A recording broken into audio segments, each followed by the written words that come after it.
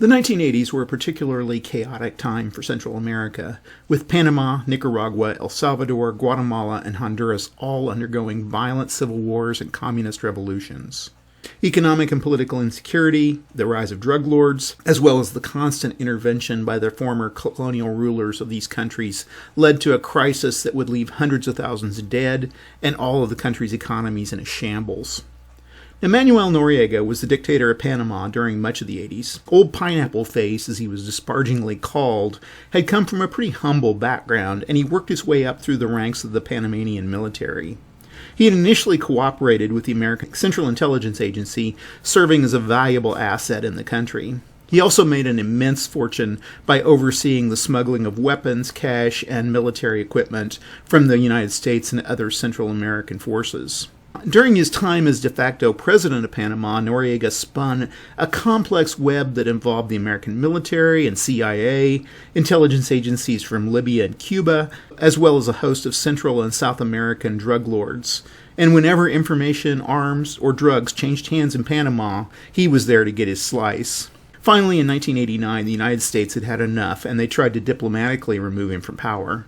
When this didn't work, an invasion of the country that involved 27,000 U.S. soldiers and 300 aircraft began in late December of that year. Noriega tried to flee using body doubles to throw off his pursuers and hiding in safe houses throughout this small country. And when his options began to dry up, he asked for sanctuary in the Vatican's embassy in Panama City. While there, he was quickly surrounded by U.S. Marines who couldn't enter the Holy See's embassy, so they did the next best thing and set up speakers blaring Van Halen for the next 10 days. After 10 days of Diamond Dave warbling Hot for Teacher in Panama, Noriega surrendered. He was flown to Miami, where he was tried on drug smuggling, racketeering, and money laundering charges, and he was eventually found guilty and sentenced to 40 years in prison. However, he was released 17 years later due to good behavior.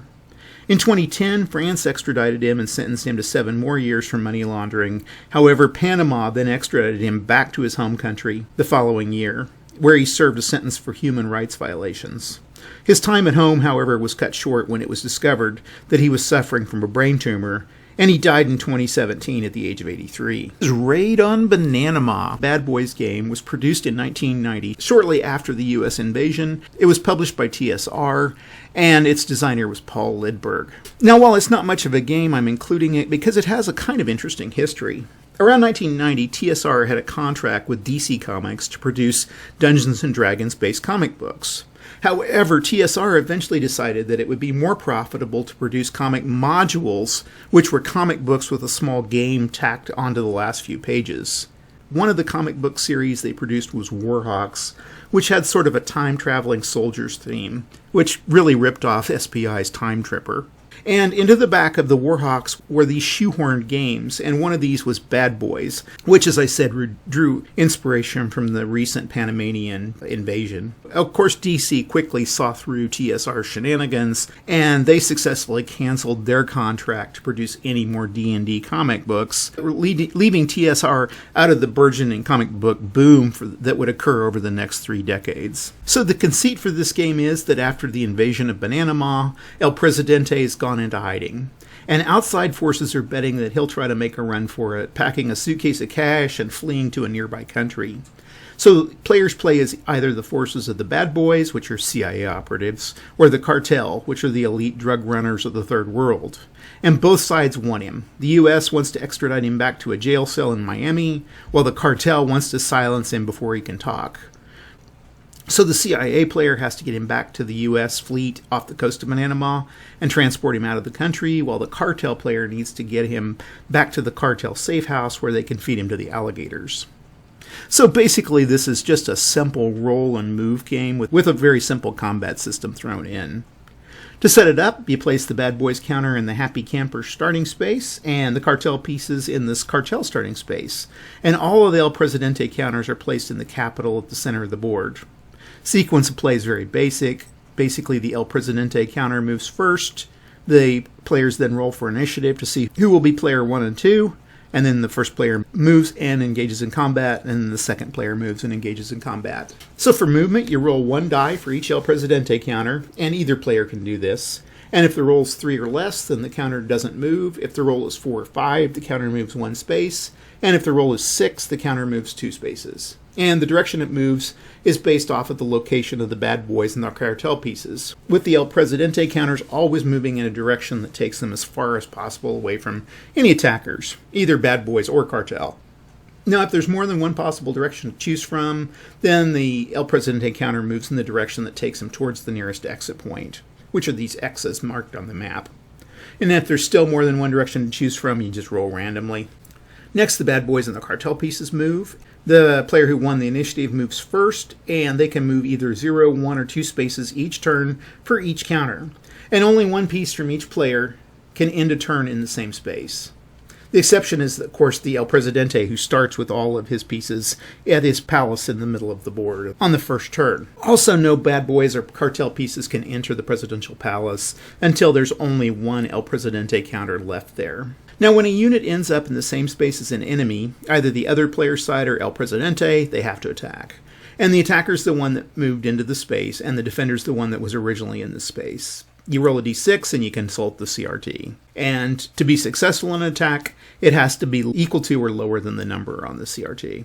And if the attack is successful, the losing players return to their starting point and they lose a turn before they can return to action. And if the attack against the other player is unsuccessful, then neither player leaves the space, but neither gets a shot at the El Presidente counter if they're in the square also. Now, if both pieces and an El Presidente counter are in the same space, the two players have to fight it out until one player defeats the other. They can then try to capture El Presidente. And if the attack against the El Presidente counter is unsuccessful, then nothing happens. And the next turn, El Presidente can and will move normally away from the player piece. Now, if you attack an El Presidente counter and it's successful, then the capturing player secretly looks at the underside of the counter. And if it's the real El Presidente, they now have to return it to their headquarters to win the game. However, if the El Presidente counters a fake, then the capturing player can still pretend that it's the real El Presidente, faking out the other player, and try to return it to his headquarters, or they can simply remove the piece from the board.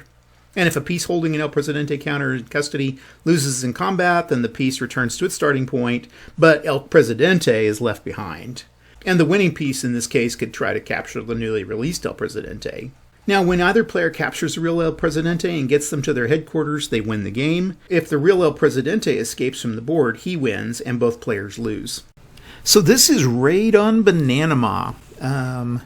It is not probably TSR's finest effort, but they were always kind of known for their shenanigans. So whether it was in the Gygax years or the Lorraine Williams years, there was always sort of a underlying scheme that they kind of had going with stuff. But which was sometimes it was kind of humorous, but sometimes as a gamer, it was kind of like you were afraid of maybe getting a little bit ripped off. Anyway, this is the game. We've got the cartel over here at their safe house near the Repubblica de Bolivia. Isn't that hilarious? And then we've got the U.S. fleet off the coast with the bad boys. That's the CIA agents over here by the barrio, and then down at Columbia is down at the south. There's a refinery up here. I guess it's a drug refinery. It sure doesn't look like an oil refinery. Dillville. I wonder if that's named after Dill Flint, the guy that was working for TSR at the time. And anyway, the presidential palace is in the middle. Now, I don't think these guys are the El Presidentes are. I think that the original is right on top, so we're gonna just shuffle those a little bit here.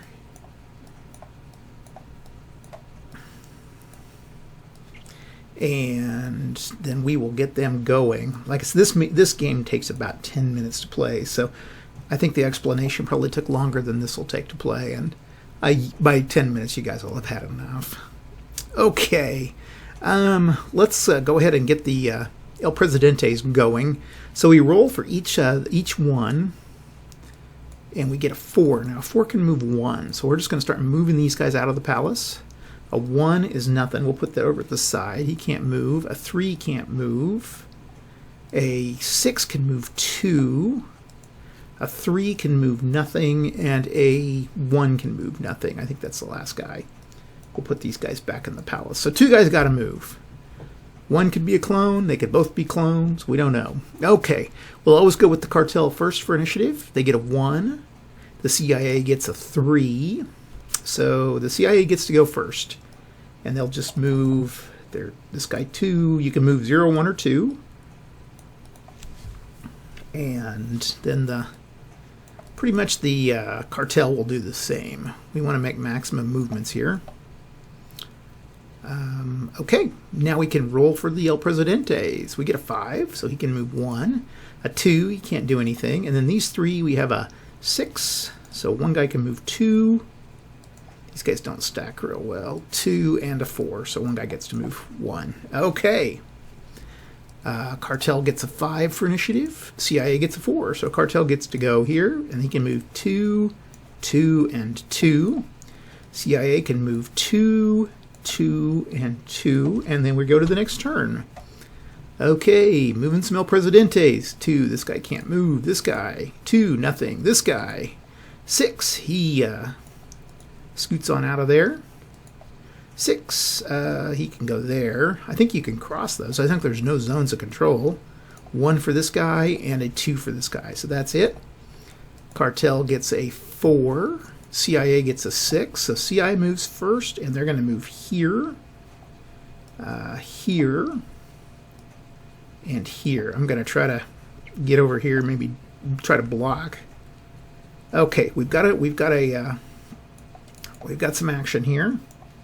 So he's going to fight these El Presidente forces. He needs a 4 or less. Gets a 1. So he captures him, and he gets guess again. Now, I don't think at this point in the game I'm going to worry too much about trying to fool the other guy. We'll wait till there's less than 3, and then we'll try to fool him. Okay, the cartel gets to go. 1, 2, 1, 2. I think I'll fight the CIA, and there. Okay, so we have a CIA cartel fight. Cartel gets to go first, and they get a 3, so they send the CIA guy back. Okay, into turn. Okay, so this guy misses this turn. Let's go with El Presidente. A 5. He can go with a 1. Can't really go anywhere. He'll go here. Well, he'll go here, and then the other guy will roll a 3. Now, it doesn't say whether they can stack. We'll just say he can't stack. This guy gets a 1, can't go anywhere. This guy gets a 6, so he gets a 2 here, and a 6. He gets to go there. Okay. Roll for initiative. Cartel gets a 3. CIA gets a 4.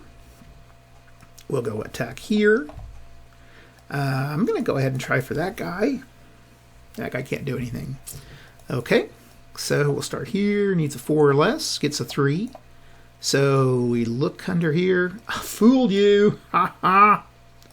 So hilarious. Okay. Down here. Gets a 1. So he captures this guy. No luck. Okay. Now we're going to try to be sneaky, because we know it's one of those 3 guys. Cartel gets to go.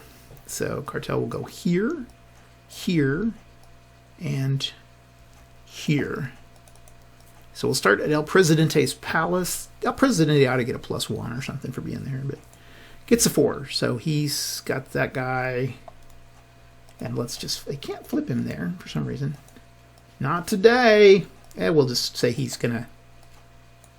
Okay, and then here, a 1. Flip. Ha ha. Ha ha. Okay, so we actually kind of know who it is. Blue Cartel knows who it is. CIA doesn't. Okay. A 5. He can move 1. I think this guy will go. He'll just kill that. He'll kill that clone. Okay, so Cartel went. This guy's captured. And we roll a 2 for the Cartel. A 1 for the CIA. So the Cartel's going to go. They'll try to go here. And this guy's going to start going to here. And we're going to assume that the CIA doesn't know which of these 2 guys it is. So they're going to have to try to cut that guy off. He'll go 2. He'll attack there. And he gets a 2. So we flip it and we notice that's the real El Presidente. 2. And then this guy can go 2, and the CIA can go 2. Okay. Next turn, El Presidentes are all captured. So we go with the cartel gets a 5 for initiative. CIA gets a 4, so they get to go 1, 2. He will fight him here, and he'll go 2 here. So we have a fight with the cartel against the CIA.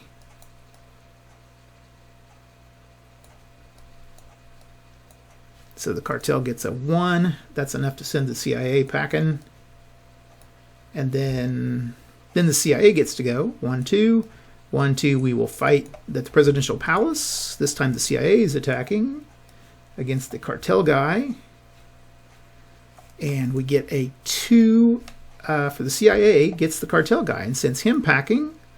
Now he can try to, now this guy, let's flip him. You can't flip him in that space. So the CIA wouldn't know whether this guy's he's a clone or not. So he's going to attack, and he gets a 2, and he finds out that, yes, this guy is the real El Presidente. So now both sides know who El Presidente is.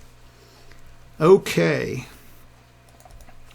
El Presidentes can't go, so we roll for initiative. Cartel gets a 5. CIA gets a 5. Cartel gets a 1. CIA gets a 2. So they're going to start packing up here. 1, 2. There's no reason to keep this, so we kill the clone, and we go 1, 2. Or this guy can go 1, 2. And this guy, he was here, I think. Oh, no, he was here. Okay. He's stuck because he died. Okay, cartel goes 1, 2. 1, 2. 1, 2. And then we go to the next one. We can just roll for initiative at this point. Cartel gets a 2. CIA gets a 6. So he gets his 2. Actually, this guy's got to move out of the way. 2. 2. 1, 2. Then the cartel goes 1, 2. 1, 2. 1, 2. And next turn, cartel gets a 3. CIA gets a 6. Now, if the cartel could have won this by... the CIA will end up winning it, but the cartel could have won if they would have been able to capture him back, and they could have gone back and forth and back and forth. That would have been kind of interesting. But anyway, the CIA is going to make it to the fleet, and they escape with El Presidente in tow. I don't know what that El Presidente piece looks really odd. Let's go with 100. Let's just see what that really looks like here. I guess that's kind of weird. He's kind of a little Che Guevara. I guess he got a little cigar in his mouth. Anyway, like I say, it's kind of a dumb game. I probably think this is TSR's very worst, but like I said, I kind of try to show you guys good games, bad games, a little bit of each type. So next week, hopefully, I'll come back with a little bit of something different. Sometimes these little filler games give me a chance to work on a project that takes a little more time. And usually for a regular game, midweight game, it takes me about 40 to 60 hours to do. So these are kind of nice in that I can put 4 or 5 hours in on them and get a video made. But anyway, I will see you next week. Thanks a lot and have a good one. Bye.